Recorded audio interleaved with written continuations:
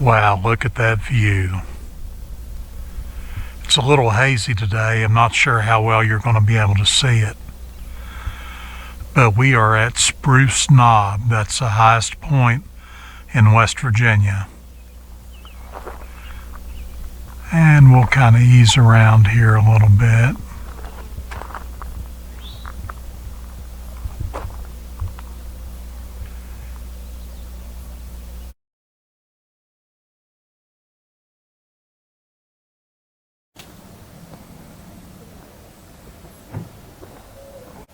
Okay, folks, I had to get away from the trailhead a little bit. There was a young family there and they were making a bit of noise, so I walked off a little bit. But we're at this Whispering Spruce Trail and we're going to make our way around to the observation tower. And the trail also goes off in that direction too. So we're going to find out which trail we need to be on, and we're going to have a look at this observation tower.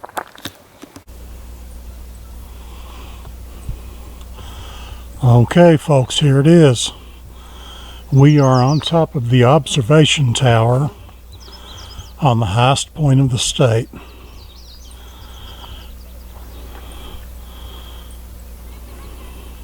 Okay, folks, here we are at the trailhead, trail number 533. Which is the Huckleberry Trail, and we're going to be on that for a few miles, but here's a signpost to give us some need-to-know information.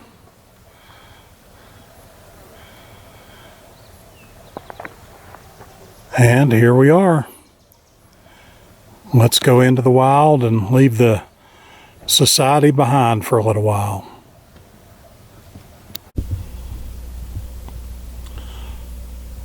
Okay, it's a little bit like Cranberry. The trail seems to be in better condition.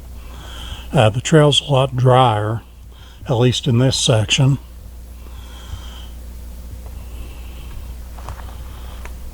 But this has some similarities between the Cranberry and Dolly Sods.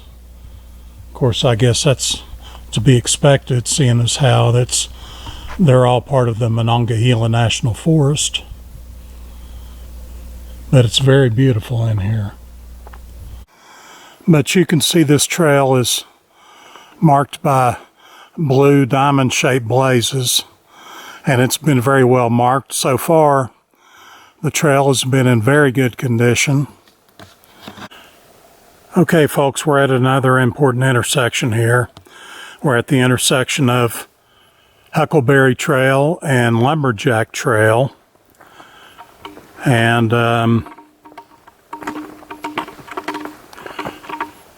also Horton Trail intersects here. Now we'll be coming back through on our way back around the loop. We'll be coming back up this way, or we always have the option we can go that way now, but I've already decided that I would prefer to go this way on Lumberjack Trail.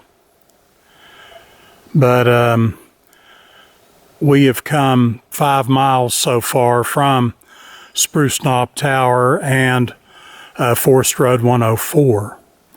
And about a mile back, I ran across 3 young men, and one of them believed he had sprained his ankle.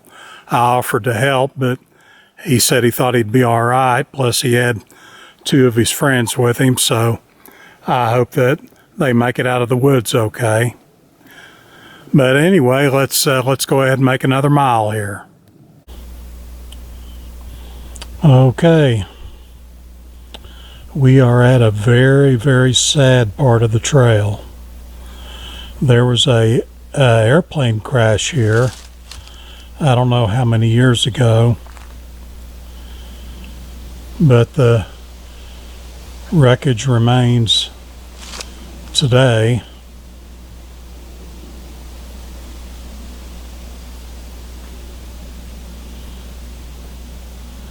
Very, very sad.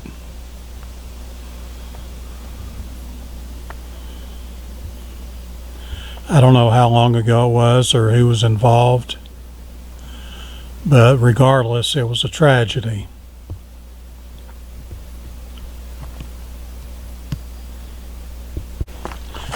And it looks like someone's put up a little shrine here.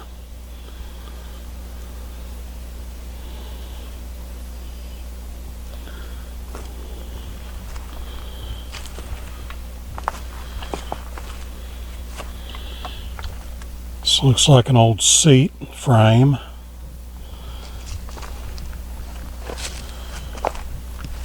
And there's another old seat.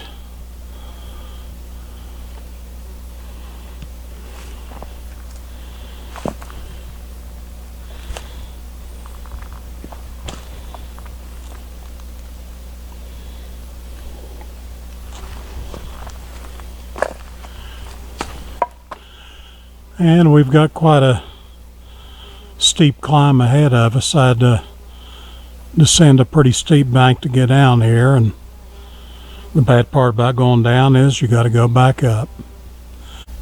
Okay folks, we finally made it into camp. We're about 7 miles in on the trip, and we're at the almost to the intersection of the Lumberjack Trail and the High Meadow Trail, and we made really good time today. Got into camp in plenty of time. I haven't had my supper yet, but I've made a couple of gear changes I wanted to show you.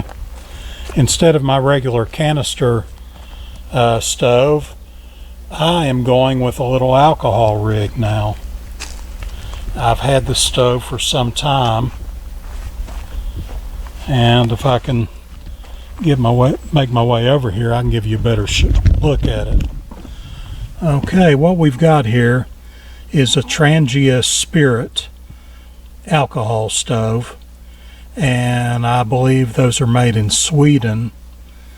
And the windscreen and the fire grill is homemade. These are two tent stakes from a tent I've had for probably 20 or 30 years and don't use anymore. It's pretty well gone to seed, but I fabricated this windscreen / pod holder out of a piece of metal in my barn, and I just drilled holes there and kind of made my own rig there. So for $15 I have a camp stove, which I think is a pretty good deal.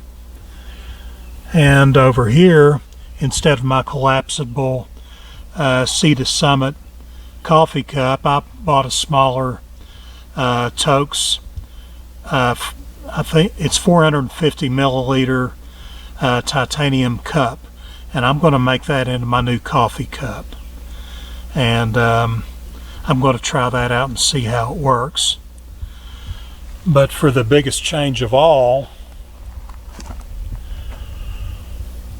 the old green tent is stayed home this time, and we're trying out that new hammock. This is the Amok Drommer Ultralight, and it's a new model for the year 2021. And the tarp is the Amok Shoulder Ultralight. And you can kind of see what we've got going on here. I think I've already tested it, and it supports me just fine. It lays really good. And I've used my trekking poles as for my front porch. That way, whenever I sit in it and the hammock settles down a little bit, I'll be able to see out from underneath and have a nice view for the evening and the morning. But you can see I've just got it staked out here around the back, and I'm really looking forward to test driving this thing this evening. And there's my pack. I brought a little trash bag from home and I've put the sleeping bag in, or the backpack in there, and that should give it adequate protection for the evening. I don't know if it's going to rain or not, but it should be fine regardless of what it does. So I'm going to fire up this little alcohol stove, and we're going to get some dinner on. I'm feeling a bit peckish. Okay, folks, I'm back with you again. Just got a little fire going here, and I've got dinner on. It's ready to be checked in on, and we've got a little bit of polenta there. The name of the meal is Tuscan beef stew and Italian polenta, and this meal is by Packet Gourmet. Now, Packet Gourmet, in my opinion, makes about the best trail meal going, but there is some assembly required. There was 2 different packages here, one for the polenta and the other for the stew, and they had included a separate little packet of chicken broth for the stew, or the beef broth, I'm sorry. We'll give him a quick stir and then a taste.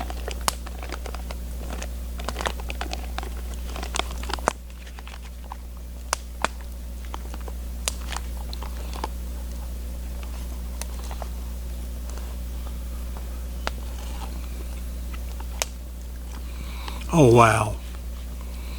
You know, I eat better on the trail than I do at home. I'm being serious. I do most of my own cooking, and I'm a one-pot meal type of guy. And but I don't fix anything nearly this tasty. This is really, really good. If you're in the market for freeze-dried meals, or if you care to follow in my footsteps and are looking for some tasty meals on the trail, I can't recommend Packet Gourmet highly enough. And they don't pay me a dime, folks. They don't even know who I am. But their meals are top notch.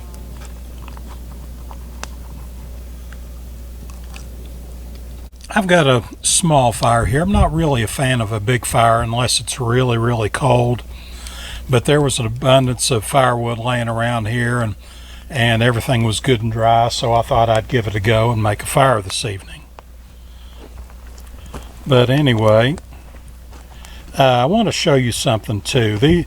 This is garbage that I found in the fire ring, and that is the remains of a plastic water bottle and a Pop-Tart wrapper. Now, folks, please, please, please, if you ever do anything, recreate in the outdoors, please, please, please carry your trash out with you.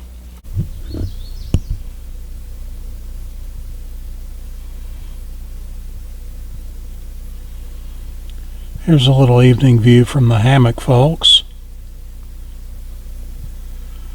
I'm sitting up in bed comfortably, listening to the birds sing.